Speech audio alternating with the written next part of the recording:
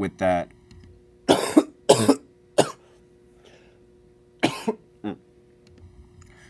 with that out of the way, we can go right ahead and talk about the Knicks and how they disappointed me in Game 5. So this was an elimination game. The Knicks had the perfect opportunity to close out the series and win at home, so that way they don't have to play Game 6 over in Philly. And Jalen Brunson, he did. This game ended up going into overtime due to the heroics of Tyrese Maxey. Now, surprisingly for the Sixers, Joel Embiid was locked up. I mean, I say he was locked up even though he ended the game with a triple-double. He had 19 points, 16 rebounds, and 10 assists. But, excuse me, when you're Joel Embiid and you're held to 19 points on 19 shots, that's considered really good defense on a very elite player like him. And later down the stretch in the fourth quarter, it wasn't really him that was doing much for the Sixers. It was actually Tyrese Maxey.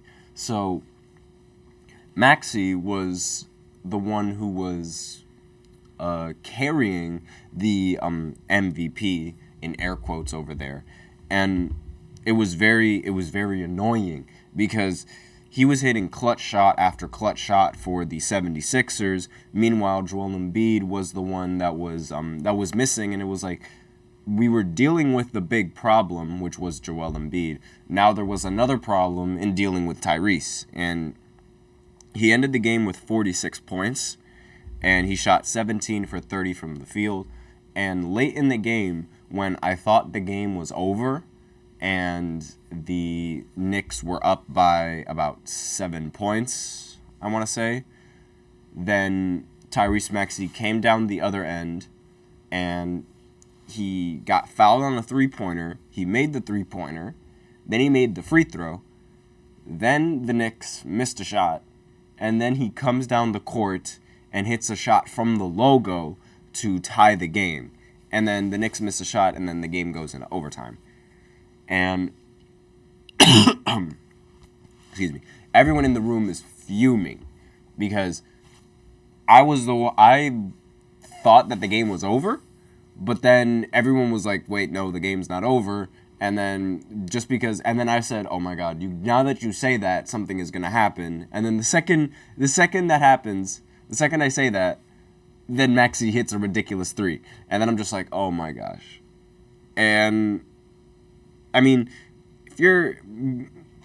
when you watch the Knicks in the playoffs, it's like you're used to this happening like all the time. And it's like the game is never over with the Knicks because it's like no lead is unbreakable. No lead is unbeatable. Like any team can come back against the Knicks at any moment because Reggie Miller and the moment that he had when he was going up against the Knicks, scoring those, I believe it was 8 points in 9 seconds, it haunts New York.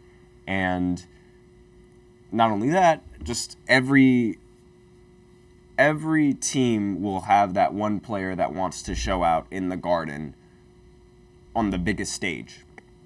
And they, like I said previously on previous podcasts, they set their calendars to do that. Like, specifically, they set their calendars to do that.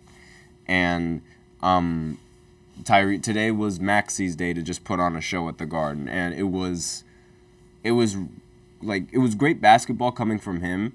And what really got me upset was how the Knicks offense was responding to Tyrese Maxey and his it looked like the game was over, but then they just couldn't. For some reason, they just weren't protecting the ball long enough, and they weren't hitting the shots that they needed to hit later on down the stretch. They were hitting them with about 2 minutes and a minute left, but then directly after that, then Maxey decided to make his comeback, and it was just okay, what happened? And then the game goes into overtime, and the offense in overtime was strictly give Jalen Brunson the ball, and that it just wasn't really working all too well because Brunson would hold on to the ball for roughly like, I'd say maybe 15 seconds. Then he'd try to do something, he'd get stuck, then he'd have to pass the ball, then there's only 4 seconds left, and there's really nothing that the team can do when you're like, when your best player is trying to generate some kind of offense and he can't generate that kind of offense.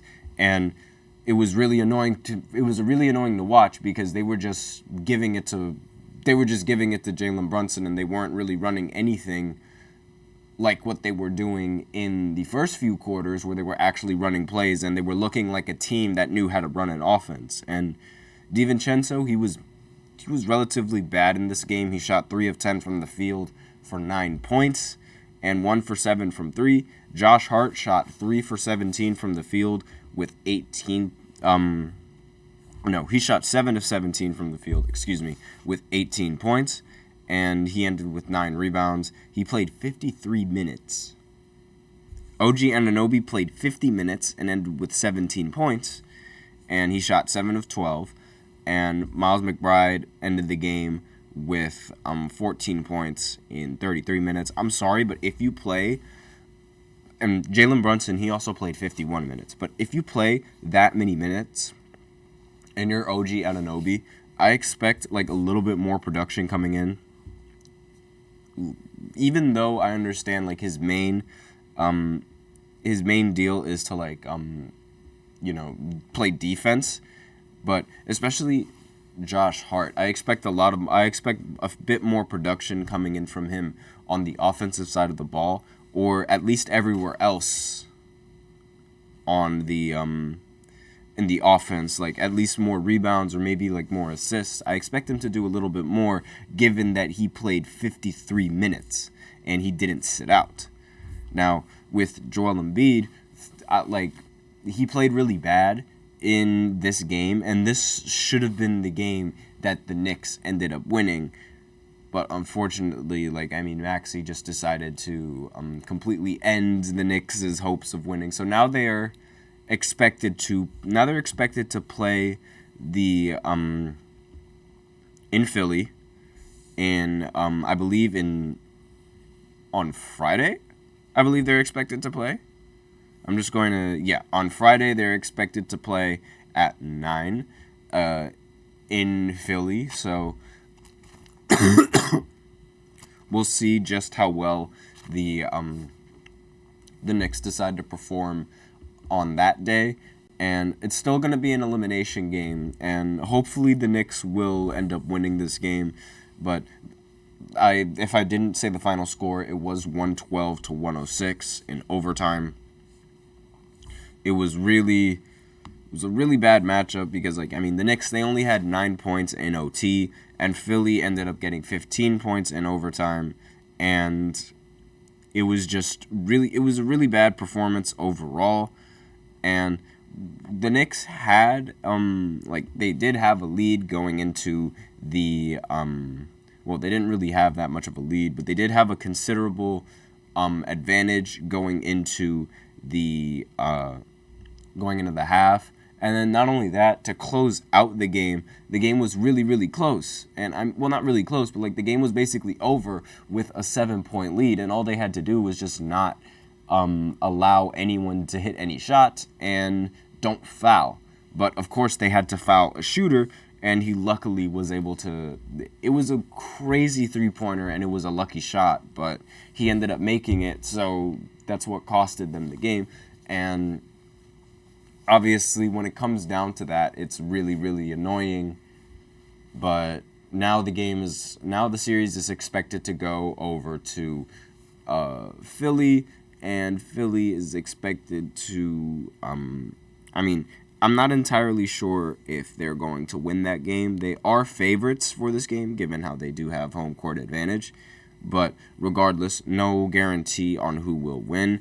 And especially I'm done picking who I think's going to win this series, because it seems like every single time that I pick, my pick ends up being wrong, because I picked the Knicks to come out of this series and win in Game 5, but they ended up losing. And then I also picked the Pacers to come out in Game 5, and now they also end up losing.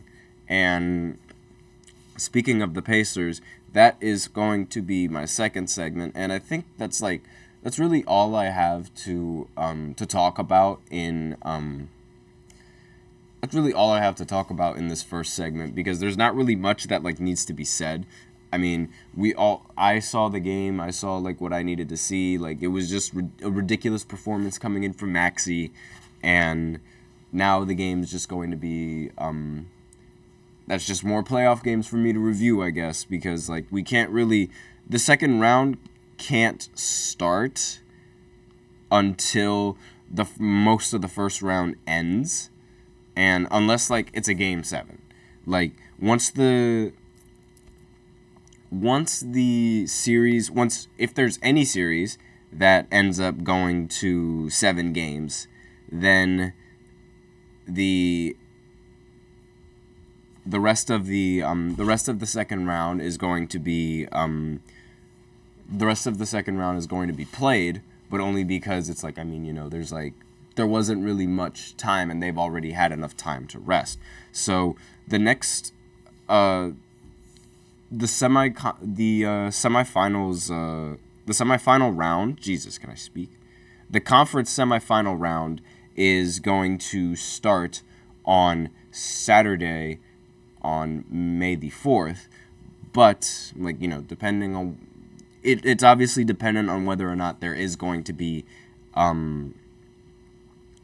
and that's going to be the only game of the conference semifinal rounds, but that's all dependent on whether or not there's going to be a Game 7 for the Maverick series or the Magic series or the Celtic series.